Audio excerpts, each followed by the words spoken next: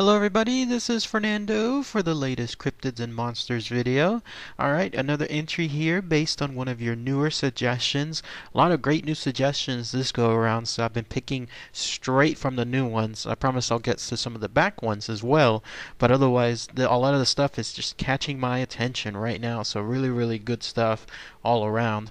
This one has to do with a great choice because it incorporates some of my favorite things, which is in this case a dinosaur or a dinosaur-like creature, and it incorporates the idea of this thing, whatever it is, being of immense length, like really big. So much like some of the more popular cryptids I talked about in the past, like Bloop and Zerotan, this may not be as large as those, but still, when I mention how big this thing is, it's going to be something that is pretty much awe-inspiring. So it has to do with this.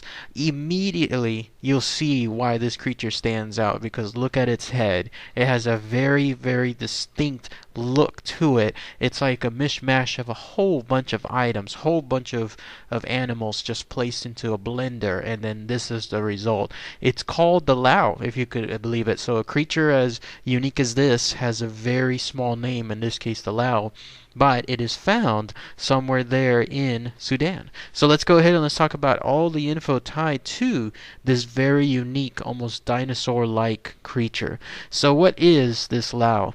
Well, it's a creature, again, that's found in Sudan, particularly southern Sudan, and if you go there, you have to head towards the lakes that are known to be within that area. In essence, it seems to be something involving a long-lost dinosaur, except for all intents and purposes, like a dinosaur from another dimension almost. Because clearly, I mean, you can see it has dinosaur-like features to it, but it pretty much stops there. With regards to its body, it can be as large as a dinosaur, and in some cases much larger. I hinted at that size just a minute ago.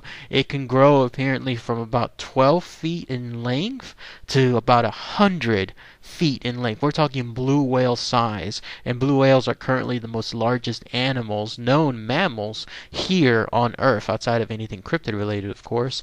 But this thing, if it grows to that length, 100 feet in total length, we're talking about a cryptid that'll rival that size. Imagine that, something this big wading through the waters, through the lakes there in southern Sudan. Quite a fearful sight. I know there's a term for it whenever you're in the water and you have a fear of a large mass or some kind of animal, sea animal underneath you. I can't remember what that term is called, but for those of you that have that fear, this will definitely awaken those nightmares.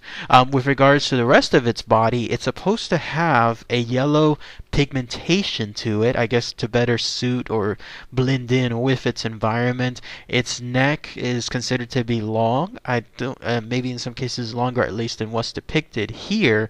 And then look at its hands, its quote-unquote hands. There are no hands there. Instead, there are flippers. Maybe this is because it is, again, in the water so often. It's a great way for it to navigate through it. Same for its tail. At the end of its tail, it has one more set of fins to allow it to twist and turn within those waters. But by far, the most standout feature of all within its entire body has to do with its head.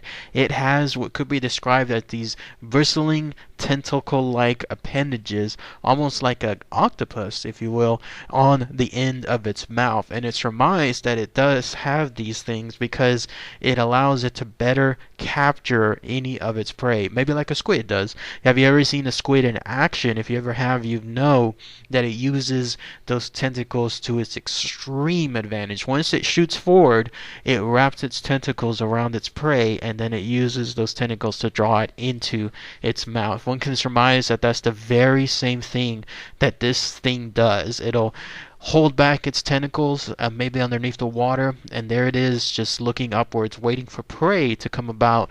And when that happens, boom, that's it. It'll use its powerful legs probably to jump forward, and then its appendages slash tentacles wrap around its prey, and then it is gone. This is interesting to note too, because it apparently has a good I guess, appetite for human flesh. There have been, I guess, attacks or known some kind of ambushes, whatever is the case, associated with this creature. Those that are around, I guess, those lakes know of such things. Like, for example, there's a Lake Victoria that's located there as well that have tales of this creature encountering humans and then having a particular taste for human flesh. So that's why it's a dangerous creature to be around. You don't necessarily want to be in its proximity at any point whatsoever. The good news, though, is you could have a warning of sorts to work with, because it is said that when you're in the presence of a Lao, you'll know it, because the way that it screams, or whatever its howl is,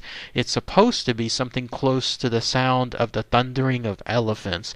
That's pretty unique. I mean, there's not going to be any other mistaken sound other than elephants as well. But if you're looking around and you don't see a herd of elephants, but yet you hear what sounds like, in this case, the thundering feet of elephants, then you know that you're in the presence of a Lao. And then as far as some of the known encounters, so I was mentioning that earlier about with regards to this creature, one of the earliest encounters was back in the late 1800s, a good while back. Apparently some Aborigines located in that Sudan area, if you can believe it, they actually killed one of these Lao. They had it in their possession. This could have been one of the greatest finds ever when it comes to the world of cryptids, let alone animals altogether. But no, unfortunately, by pure bad luck, these Aborigines decided they wanted to use its bones. It was so precious, so one of its kind, that they wanted to use the bones of its body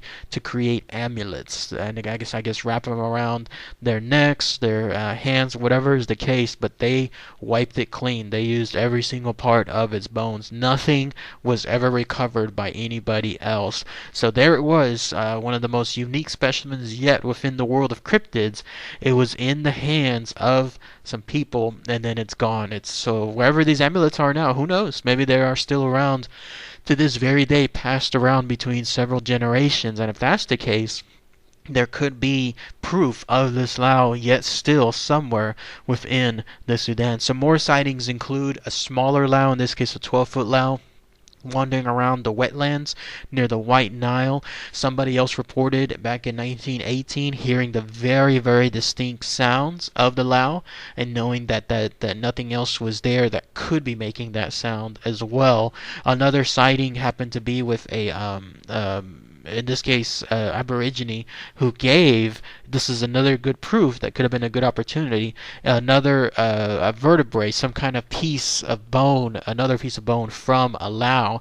But upon closer inspection, because thankfully this was inspected this go around to see, you know what, this could be the find of the century. Let's see if it truly is something involving this unique cryptid. But it was discounted later on, because apparently, I don't know if the entire part of it or some part of it was substituted with something else, another piece of an animal. So if one part of it was at least substituted, it was the idea that the rest of it could be, I guess, fake, or it could be something else different. And so that particular piece was disregarded. No known thing as far as where that piece is now, at least, because it's been almost 100 years since that's been done. But if that was still, say, even if part of it was not, but if the rest of it was still a piece of the Lao, that could be proof of its existence. And then the only other thing really happens to be there was a photo taken of an effigy, a wooden effigy of a Lao's head that was used in native rituals, again indicating that there truly is a creature of this sort roaming around the waters there, or the land there in some cases, because it definitely seems like a creature that can go through both territories, water, land, doesn't matter, there in southern Sudan. So you would think that something like this would just not exist in this world, but again, with so much proof, encounters, physical proof, and in other places rituals showcasing its body, it just keeps pointing to the direction that yes, this is and continues to be a cryptid that roams around those areas. Very, very fascinating stuff.